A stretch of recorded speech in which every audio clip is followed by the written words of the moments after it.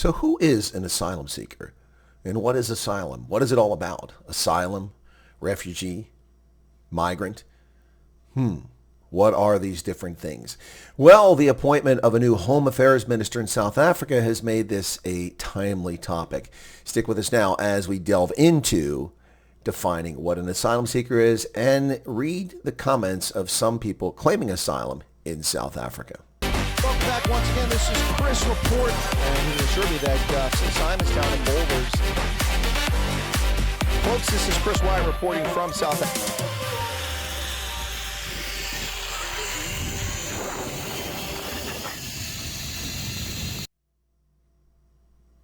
South Africa has a new Home Affairs Minister, but refugees, migrants doubt that anything is going to change. Now, some refugees, migrants, and asylum seekers have little hope that anything is going to change under new Home Affairs Minister Leon Schreiber. That's a bit unfair. I suppose I understand their despair, but Leon Schreiber is just stepping in the job. Why are you certain that it will not change things? So let's take a look at what News 24 reported on July 1st, 2024, when they spoke to some folks in South Africa. Olawale Okoro, a 30-year-old Nigerian living in Sea Point in Cape Town, said foreign nationals who entered the country with fake identities ruined everything for people who had the correct papers. And for that, I agree. He's 100% correct. People who are gaming the system or lying are not helping anyone who's a genuine asylum seeker. He said, I understand that Nigerians are red flagged everywhere because of drugs and fake documents, but there are a few truthful Nigerians. I'm guessing he's one of them, based on his comments. Ngondizashi Chikokonya, a 32-year-old Zimbabwean who's living in Kayamande near Stellenbosch, said she had little hope for the Home Affairs Department even with the new minister. And this is what she had to say. I don't think the new Home Affairs Minister will bring any change because the problems refugees face in South Africa have been there for years and no political parties ever attended to it. Now, to be fair, Chikokonya, no other political parties had an opportunity to attend to it. The only party in charge of Home Affairs since 1994 has been the African National Congress. The party with an absolute majority in Parliament every single year since 1994 has been the African National Congress. No other parties had the ability to change things. Now, that is a possibility. She said South African political leaders are instead plotting to get rid of foreigners from African countries, but they smile with European foreigners. Well, let's be very clear about that. First off, is she talking about people who've settled in South Africa? If she is, there's probably a reason why European foreigners, I assume she means white by that because it includes Americans, Australians, New Zealanders, Canadians. But those European foreigners are bringing skills to South Africa that's very much in need, or bringing money as retirees. So are they being welcomed? I'm not so sure they're being welcomed. It's not so easy to migrate to South Africa unless you're from the Commonwealth. But if you're not, it's a little more challenging. So South African political leaders instead plotting to get rid of foreigners. Well, of course they're plotting to get rid of foreigners. They should get rid of foreigners. People who have no business in the country, who are there illegally, have no claim to be in South Africa. If you're visiting on legitimate purposes or you have a permanent residency, that's a different story. Now, Chikokonya claimed that illegal foreigners should go back to their countries, but there are people who lost their papers while in South Africa and need help. The Home Affairs Department will not even listen to them unless they pay certain amounts of money. Well, she's right about that. It takes money when you're falsely accused or your papers disappear. There's a lot of corruption in Home Affairs, and Leon Schreiber has his work cut out for him. Now, this is the most interesting case, and this is why I'm going to define what an asylum seeker is. Zia Abdul Khalik, a 35-year-old Pakistani who lives in Cape Town, came to South Africa in 2006. Not because he's gay and was oppressed, not because he was from political opposition, his life wasn't threatened or endangered, not because he was from an ethnic minority who was being persecuted politically. No, he came to South Africa in 2006, nearly 20 years ago, to escape poverty. Now, that's not an asylum seeker. That's an economic refugee. That's an economic migrant. And he came to South Africa illegally. He said, I left my country immediately after completing high school and came to live with my older brother, who was already in South Africa 6 years at the time. I run a small spaza shop, and the police often come to harass me and demand money. It's the same story with the Home Affairs and traffic departments, said Abdul Khalik. Well, Mr. Abdul Khalik, it's inappropriate for the police to harass you and shake down money. That's a criminal act on their part, and they should be prosecuted. But you have no business in South Africa.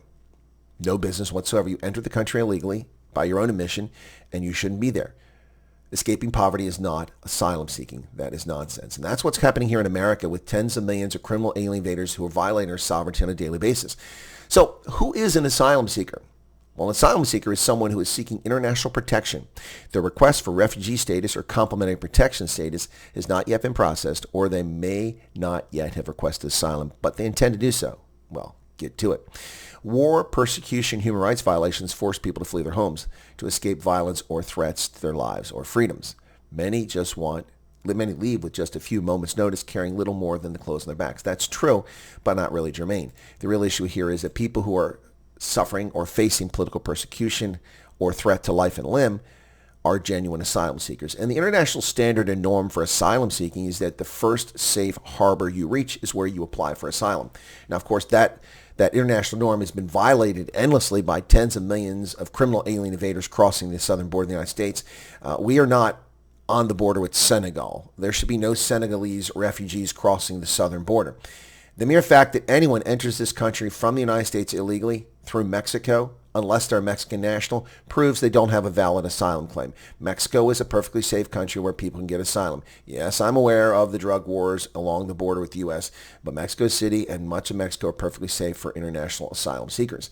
If you go to Mexico and ask for asylum, you can get it. You can apply for it. Coming into this country is not asylum seeking. It is destination shopping. It's the same thing with South Africa. Hundreds of thousands, nay, millions of criminal alien invaders have invaded South Africa because there's opportunity there.